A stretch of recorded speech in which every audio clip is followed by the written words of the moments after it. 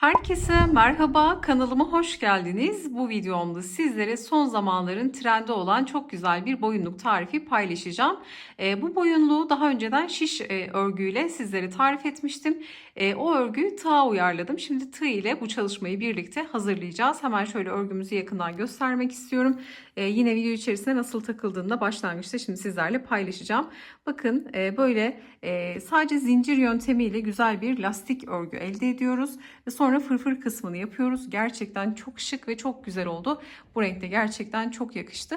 Sizler yani bunu çok kolaylıkla yapabileceksiniz. Örgüye yeni başlayanlar da bunu eminim ki çok rahatlıkla yapabilir. Hiçbir zorluğu yok.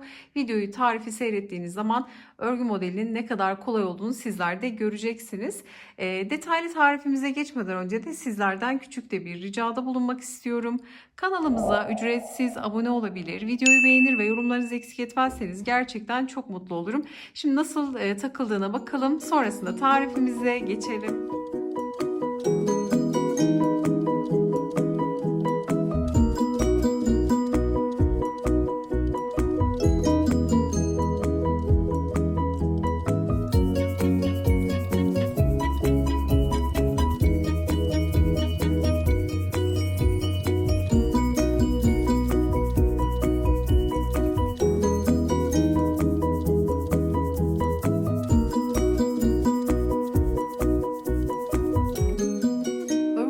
Kullanmış olduğum iplerimi Aksa Örgü Butik'ten aldım. Sizin için de iletişim bilgilerini videonun açıklama kısmına eklerim. Video sonunda da ne kadar ip kullandığımı sizlerle paylaşıyor olacağım. Bakın şöyle kullandığım ipin dokusunu yakından göstermek istiyorum. Çok kalın değil, çok da ince bir iplik değil. Bu iple çalışırken tığ numaram 4 milim olacak.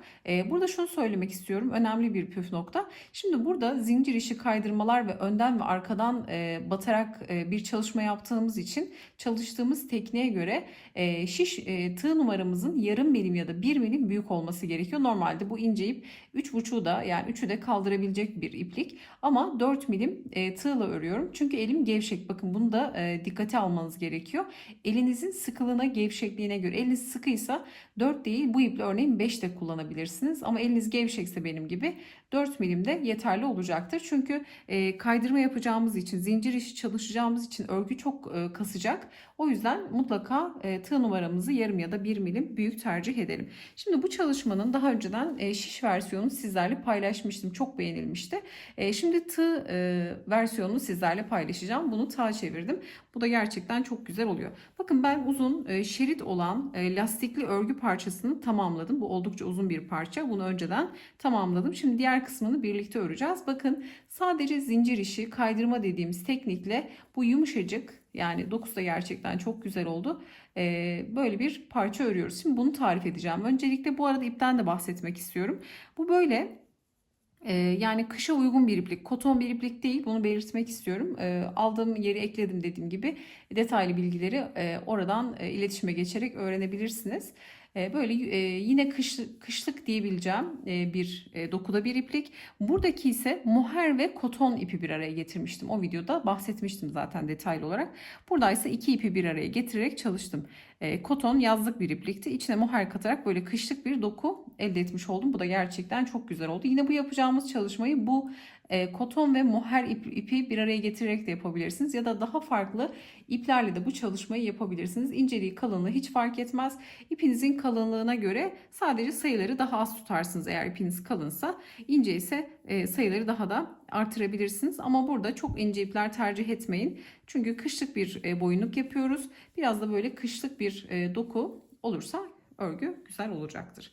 Şimdi uzun parçayı bakın, uzun şerit halinde öreceğimiz parça için ilk olarak zincir çekiyoruz. Hemen şöyle küçük bir parçada tarif edeceğim. Sonra büyük parçada örmeye devam edeceğiz.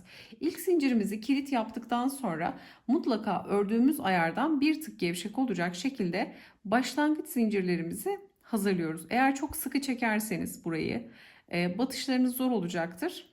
O yüzden mutlaka eğer sıkı öremiyorum, özür dilerim, gevşek öremiyorum diyorsanız mutlaka tığ numaranızı 1 milim büyütün. O zaman rahatlıkla zincirlerinizi çekeceksiniz. Fazla fazla çekeceğiz. Şimdi buradaki uzun şeritim şöyle göstereceğim açıp size. Bakın lastik örgü yapıyoruz. Yumuşacık bir dokusu var. Bunu 1 metre 40 santim olarak ayarladım diğer parçamdaki gibi. Şimdi bunun içinde 1,5 metre zincir çektim. Hatta şöyle artan zinciri de beklettim. Bunu şimdi kesip çıkartacağım. Bu aşamayı da sizlere göstereceğim. Zinciri fazla fazla çekiyoruz. İstediğimiz ölçüden mutlaka bir 50-60 santim fazla çekelim. Artan zincir olursa keserek ya da sökerek çıkartabiliriz. Dediğim gibi ben zinciri 1,5 metre uzunluğunda çektim. Sonra bu yaklaşık bir 10 santim kadar toplama yapıyor. Örnek de kendini topluyor. Yani direkt zinciri ölçüp de ölçü kabul etmiyoruz zinciri. 1-2 sıra ördükten sonra ölçü alın. Birazcık da toplama yapıyor dediğim gibi 1 metre 40 santim ölçüsünde bir şerit elde ediyoruz ilkin. Şimdi bu şeridi nasıl yapıyoruz? Bu lastik örgüyü nasıl yapıyoruz? Zinciri fazla çektik. Şimdi zincirin düz kısmını değil, ters kısmını çeviriyorum. Şu arkada bulunan kesik çizgileri kullanıyoruz. Bakın 2 çizgi tığın diğer tarafında, tek çizgi tığ üzerinde kalıyor. Bu noktalara batarak zincir işi yapacağız. Kaydırma dediğimiz tekniği kullanacağız. Şimdi son zinciri bırakıyorum. Bir diğer zincirin kesik çizgisine batıyorum. Buradan ilmek çıkarttım. Çıkardığım ilmeği bekleyen ilmeğin içinden geçiriyorum. Bir diğer zincire batıyorum. İlmek çıkardım. Çıkardığım ilmeği ilk ilmeğin içinden geçiriyorum. Bir diğer zincirin arka kesik çizgisine battım tekrar. İlmek aldım. Aldığım ilmeği bekleyen ilmekten geçirdim. Yaptığımız işlem sadece bu. Şimdi şöyle bir miktar örelim. Bakın hep aynı şekilde örüyoruz. Örümü de çok keyifli. Hiç bir zorluğu yok. Zaten küçük bir parça çalışıyoruz. Yani büyük bir çalışma yapmadığımız için. Yani böyle bir çalışmayı da bir günde çok rahatlıkla örersiniz. Şimdi bu kadar yeterli olsun. Bakın şöyle de düzlüyoruz. Düzlediğimiz zaman örgü toparlıyor. Şimdi artan zinciri kesip çıkartabiliriz. Şimdi burada istediğimiz ölçüye gelene kadar ördük. Bunu şu ilk bir zincir sırasını yaklaşık 1 metre 50 santim olana kadar ördüm. Birinci zincir sırasını bakın. Önce zinciri çektik. Sonra kaydırmaları yaptığımız işlemi 1 metre 40 santim olana kadar tamamladım. Şu ölçü 1 metre 1 metre 50 santim, özür dilerim. 1 metre 50 santim olduğunda şu artan zinciri bıraktım. Yani şu örgüm benim 1 metre 50 santim olana kadar kaydırmalarımı yaptım, geldim. Artan zinciri burada bıraktım. Sonra dönüşümü yaptım ve bunu bakın bu şekilde uzattım. Şimdi uzatmayı gösterelim.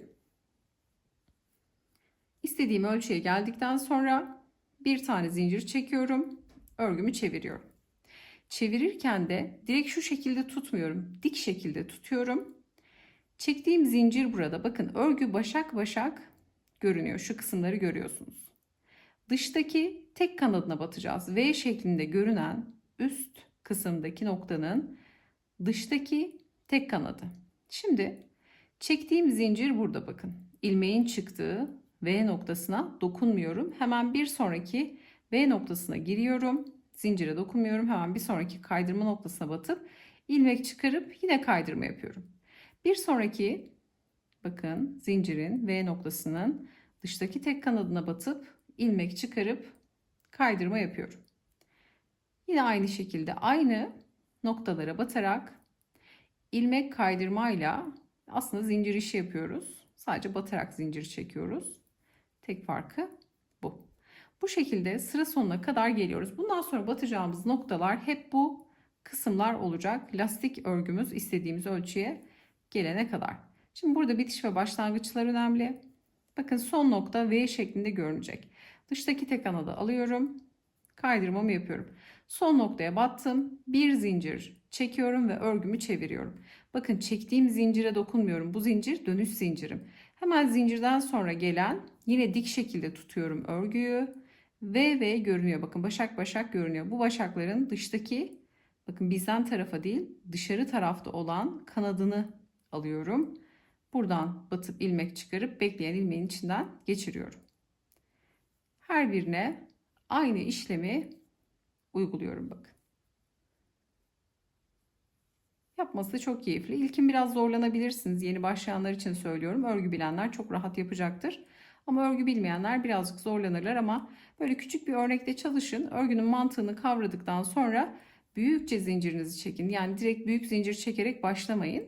Mutlaka küçük bir örnekle çalışın. Şimdi son noktaya geldik. Bakın son nokta, son başak şeklinde görünen, V şeklinde görünen noktamız. Ve burada bir kesik çizgi var. Artık sıra bitti demek. Şimdi geliyorum bu noktaya da batıp ilmek çıkarıp kaydırmamı yapıyorum. Yine bir zincir, örgümü çeviriyorum. Zincire dokunmuyorum. Hemen gelen, bakın, noktama batıp aynı kaydırmalara devam ediyorum. Bitiş ve başlangıçta bu şekilde mutlaka dediğim gibi küçük bir parçada çalışın. Küçük örnekte mantığı kavradıktan sonra büyük zincirinizi çekip örgünüze başlayabilirsiniz. Şimdi bunu ne kadar ördük, hemen şöyle santim olarak da ölçü vereceğim sizlere. Şuradan tutalım. Bakın başlangıç noktamız. Burada şu şerit şeklinde olan kısımları da sayabiliriz. Şimdi ben santim olarak ölçü vereceğim. Sıra sayısı hiç önemli değil burada. Şöyle bakın 1, 2, 3, 4, 5, 6 başak olana kadar devam ettirdim. Şimdi santim önemli bizim için. Bakın burası 3 santim olana kadar.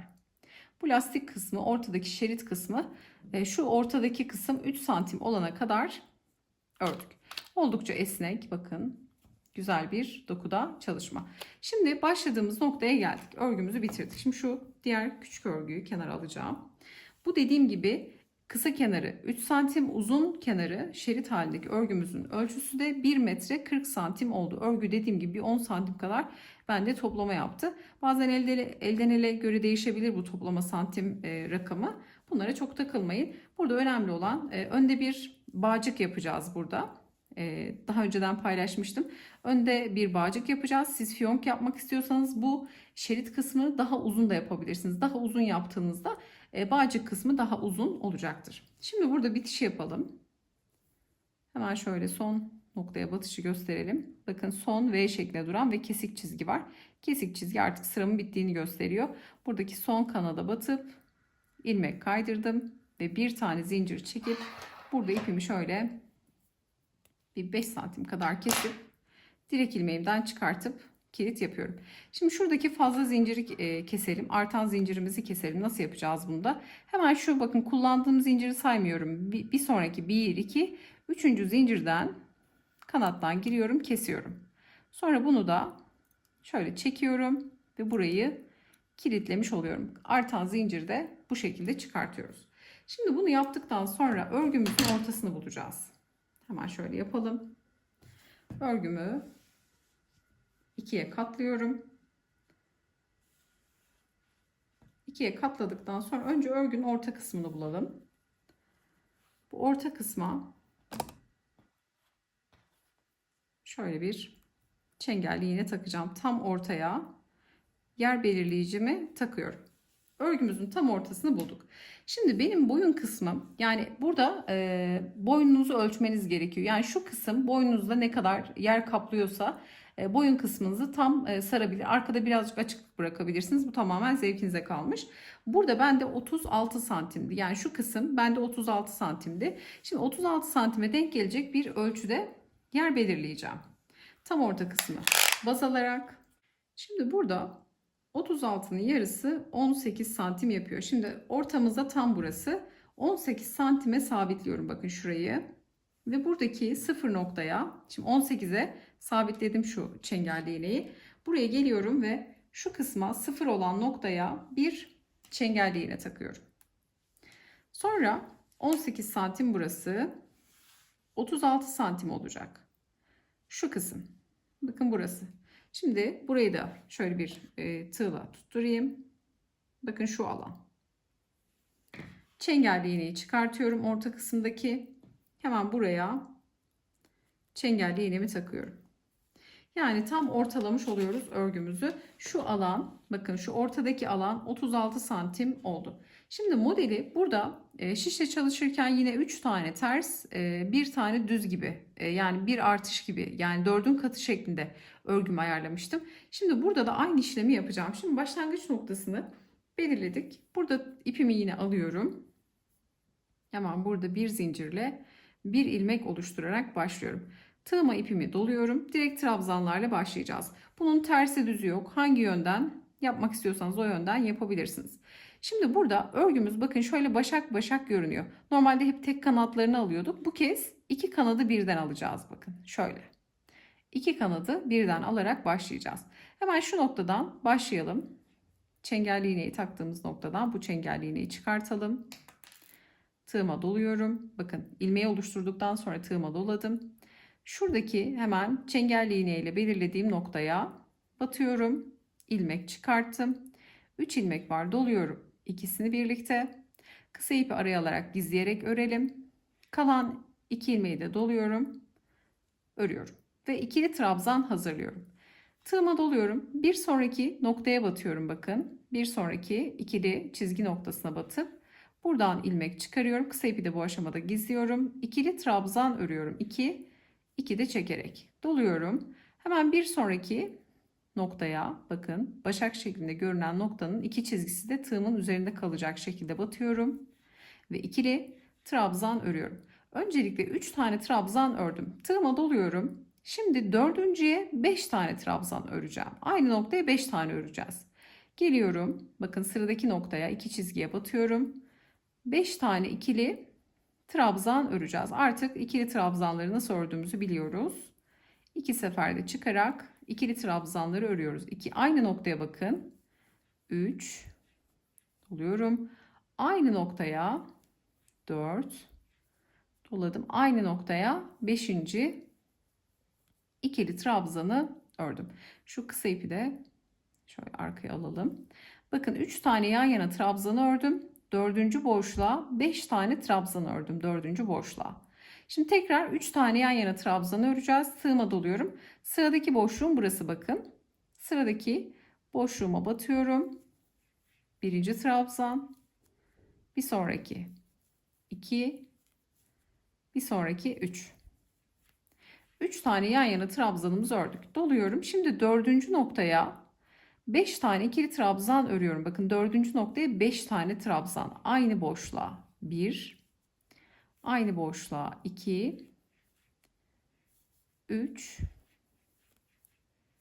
4. Ve 5. Doluyorum. Bir sonrakine yine 3 tane yan yana olacak şekilde her birine trabzanlarımı örüyorum. İkinci trabzan, bir sonrakine üçüncü trabzan.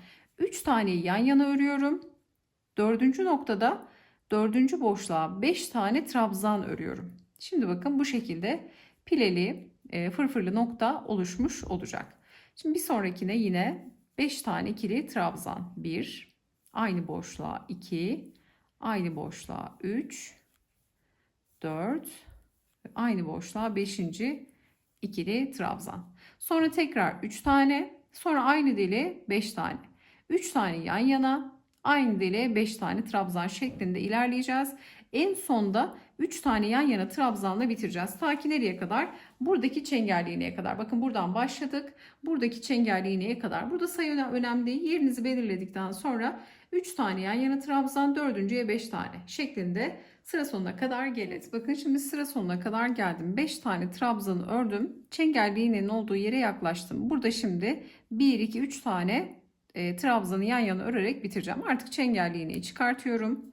Modelim de tam yerleşiyor.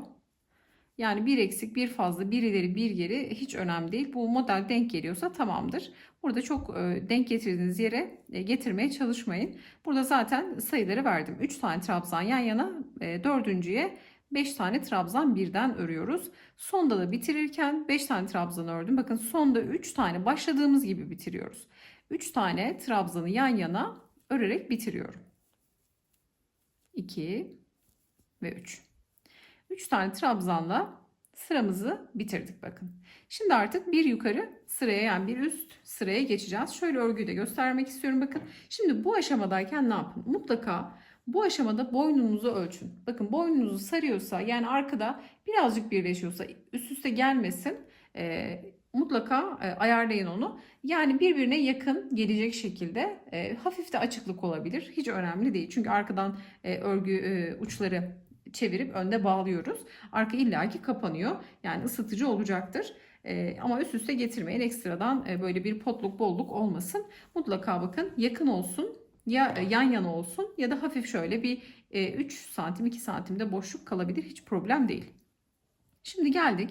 Yukarı çıkmak için ne yapıyorum? Burada 1, 2, 3 zincir çekiyorum. 3 zincirden sonra örgümü ters çeviriyorum. Şimdi ters çevirdikten sonra tığıma doluyorum. Sonrasında şuradaki ilk trabzana dokunmuyoruz. Bakın ilk trabzan 3 zincirin trabzanı. Bunlar böyle üst üste direk noktası gibi düşünebilirsiniz. Şimdi tığımı doladıktan sonra buradaki 3 trabzanın ilki 3 zincirin trabzanı. Şimdi ikinci trabzanı çalışacağız. Önden batıyorum. Bakın tığıma doladım. Önden batıyorum. İkinci trabzanın sağ geniş boşluğundan giriyorum. Sol geniş boşluğundan çıkıyorum. Trabzan tığımın üzerinde bakın ön tarafta. Buradan ilmek çıkartıp tekrar ikili trabzan örüyorum. 2 2 şeklinde. Tamamen ikili trabzan çalışacağız bundan sonra. Tığıma doluyorum. Bakın buradaki 3 tane yan yana olan trabzanın üçüncüsündeyim. Sağ geniş boşluğundan giriyorum. Sol geniş boşluğundan çıkıyorum. Bakın ön tarafta ve tığımın üzerinde trabzan. Buradan ilmek çıkarıp ikili trabzan örüyorum. Bu sırada üçlü olan trabzanları önden batarak bu şekilde öreceğiz. Şimdi 5 tane olan trabzanları da arkadan batarak öreceğiz. Tığıma doluyorum. Hemen 5 tane aynı delikte olan 5 tane trabzanın olduğu noktadayım. Tığıma doladım. Hemen bakın bu birinci trabzan, beşlinin birinci trabzanı. Tığıma doladım. Bu kez tığı arkadan geçiriyorum. Arkadan geçirdim. Sağ geniş boşluğundan tığımı çıkarttım. Sol geniş boşluğundan geçirdim. Şimdi arka tarafta bakın tığım bu şekilde görünecek ve tığ üzerinde yine trabzan görünüyor fakat arkadan. Şimdi buradan ipimi alarak birazcık da uzatıyorum çıkarttığım ilmeği. İkili trabzan örüyorum. Önden batış bu şekilde, arkadan batış da bu şekilde oluyor.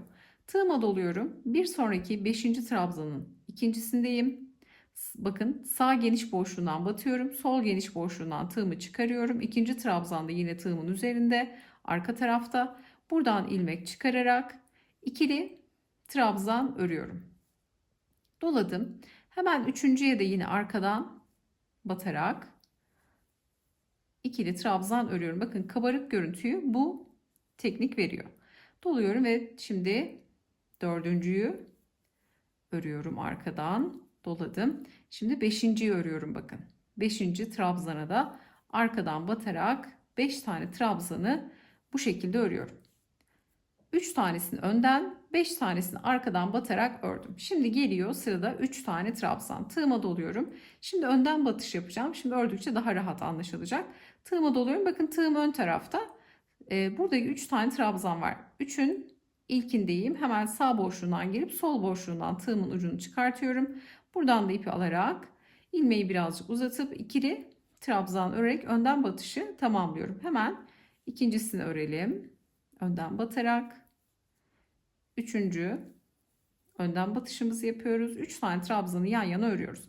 Bundan sonra bir artış vesaire yok. Hep bu sayıyı sabit tutarak 3 trabzanı gördüğümüzde bu sıra için şimdi sıra tersine döndüğü zaman önden ördüklerimizi arkadan ördüklerimizi de önden öreceğiz. Bunun değişimini göstereceğim. Ama sayılar sabit. 3 5 3 5 3 5 şeklinde sayı ilerleyecek. Şimdi tığıma doluyorum ve burada 5 tane trabzan var. Bunları arkadan batıyorum. Bakın tığ arkada, ipi bu şekilde tutuyorum. Arkadan girerek 5 tane olan trabzanın birincisine sağ geniş boşluğundan girdim. Sol geniş boşluğundan çıktım. İlmek alıp ikili trabzan ördüm. Şöyle birlikte biraz hızlanarak örelim. Umarım açıklayıcı olmuştur. Dediğim gibi anlaşılmaz olduğunu düşünüyorsanız videoyu yavaşlatabilirsiniz. Zaten birkaç tane yaptığınız zaman eliniz çok rahatlıkla alışacak. İlkin zor gelebilir yeni başlayanlar için. Ama ne kadar rahat olduğunu ördükçe sizler de göreceksiniz. Şimdi 3 tane önden batacağım trabzan. 5 taneyi bitirdim. Bakın mutlaka şöyle sayarak ilerleyin. 3 tane önden, 2, 4, 5 tane arkadan. Eksik sayınız varsa mutlaka düzeltin bu aşamada. Daha henüz 1 ve 2. sıradayken eksikliğiniz olursa söküp tekrar tamamlarsınız ama mutlaka sayarak ilerleyin. 3 taneyi önden battım. Şimdi 5 taneyi arkadan batıyorum. 1 2 3 4 ve 5. Şimdi tekrar 3 tane önden olacak. Bakın örgü bu şekilde görünüyor.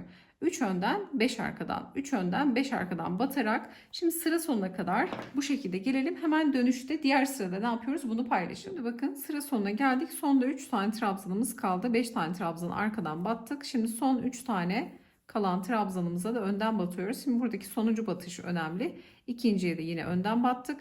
Son trabzana batarken bakın hemen direkt şu ara boşluğa batıyorum. Burada ara boşluğa batarak ikili trabzan örüyorum. Önden batış yapmıyoruz. Direkt ara boşluğa batarak bitişimizi yapıyoruz. Şimdi yine 3 zincirle yukarı çıkıyorum ve örgümü çeviriyorum. Şimdi bir sonraki üst sırayı öreceğiz. Şimdi geldim. Buradaki örgünün mantığı sadece şu. Arkadan bakın önden ördüklerimizi şimdi arkadan öreceğiz. Arkadan ördüklerimizi önden öreceğiz. Bakın çıkıntısı zaten oldukça belirgin. 3 zincirden sonra tığıma doluyorum. 3 tane trabzanım vardı. Bakın ilki zincirin olduğu nokta. Onlar üst üste geliyor. İkincisinden başlıyorum.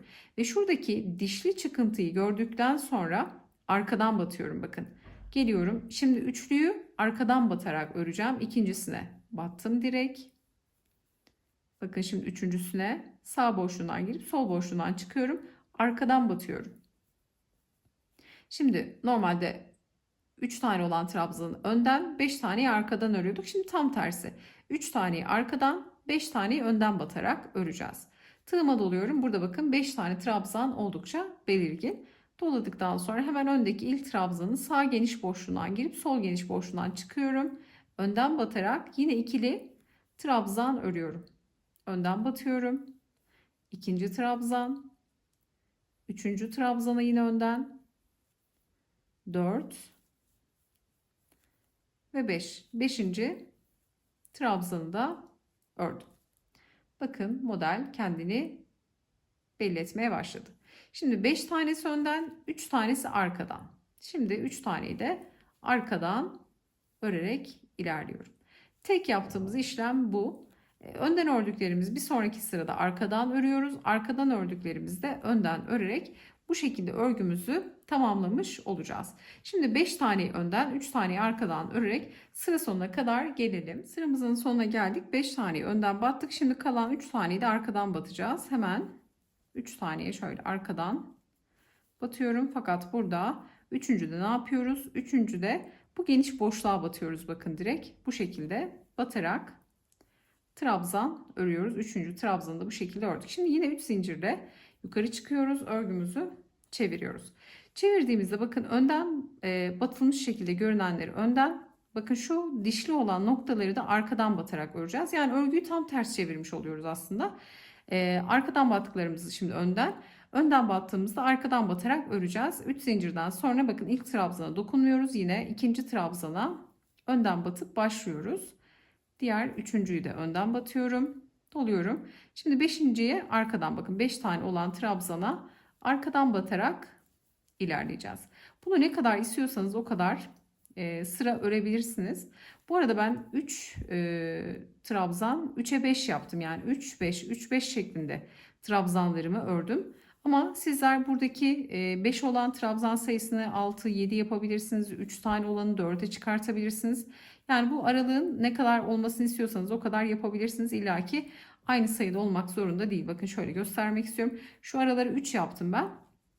3 değil 4 olabilir, 5 olabilir. Yani buradaki sayılarla istediğiniz gibi oynayabilirsiniz. Şimdi bakın bu sırayı da tamamlayıp sıra sonuna kadar gelelim. Bakın sıra sonuna geldim. 5 taneyi arkadan ördüm. Son kalan 3 taneyi de önden batarak örüyorum. Şimdi bu artık sıramızın son noktası. Şimdi bitiriyoruz artık. İkinci trabzanı da ördüm. Üçüncü trabzanı da bakın geniş boşluğa batarak ikili trabzan örüyorum. Şöyle gevşek yapmayalım. İkili trabzan örerek bitirdim. Şimdi bir tane zinciri kilit yapıyorum ve ipimi şöyle bir 5 santim kadar kesip ilmeğimden direkt çıkartıp kilit yapıyorum. Bakın bitirdik. Şimdi santim olarak ölçü vereceğim. Örgünün düz yüzeyi bakın burası ters kısım ama iki tarafı da kullanılabilir. İki tarafı da gerçekten çok güzel görünüyor. Şimdi örgümüzün düz kısmı burası. Bakın fırfırlı kısmı burası. Şimdi bu kısım 5 santim olana kadar ördüm. Şöyle burası bende 5 santim yaptı. Tabi elden ele santim ölçü değişebilir. Mutlaka sizler kendinize göre şöyle göstermek istiyorum. Bakın bunda da gerçekten çok güzel oldu. Yani hem şiş örgüde çok güzel durdu. Tığda da gerçekten istediğim gibi güzel bir doku görüntü elde etmiş olduk. Bakın şöyle göstermek istiyorum. Bu kısmı kaç sıra ördük? 1, 2, 3, 4 sıra örerek bu pileli kısmı, fırfırlı kısmı tamamladık. Dediğim gibi sizler sayılarla oynayabilirsiniz. Bu fırfırı daha böyle sık sık istemezseniz, daha açık isterseniz şu aralarla oynayabilirsiniz. Ama takıldığı zaman gerçekten çok güzel görünüyor. Şimdi buradaki yaptığım işlemi karşı tarafında da yapacağım. Çeviriyorum. Bakın burada düz başladığım sıra olması gerekiyor. Şöyle hemen kontrol ediyorum. Evet, burası. Buradan başlayacağız. Hemen ipi alıyorum. Aynı yönde başlamaya dikkat edin mutlaka. Şimdi birebir aynı işlemi yapacağım. Bir zincirle ilk ilmeğimi oluşturuyorum. Tığımın başına doluyorum. Hemen şöyle ördüğüm ilmeği takip ederek, bakın burada da yine aynı şekilde şu iki çizgiye batıyorum. İki çizgiye batmak önemli. Şöyle batalım. Direkt ikili trabzan öreceğim. Şöyle bir kez daha kontrol etmek istiyorum ilmekleri. Şu kısma batıp iki ilmeği aynı anda alıp ilmek çıkarttım. İkisini birlikte, kısa ipi araya alıyorum. İkisini birlikte. Şimdi bu birinci noktam. Hemen bir sonraki noktaya batıyorum. 2. Bir sonraki nokta 3. Şimdi dördüncüye 5 tane batıyoruz. Bundan sonraki işlemler tamamen aynı. Diğer tarafta yaptığım işlemi burada da birebir karşılığında aynı yansıma olacak şekilde yapıyorum. Bakın 3-5 3-5 şeklinde aynı yönde başlayarak burada buraya kadar devam edeceğim. Buradaki uyguladığım işlemi, fırfır işlemini burada da uygulayarak çalışmamı artık bitireceğim. Kısa ipleri de şöyle bir etamin iğnesiyle hemen göstermek istiyorum.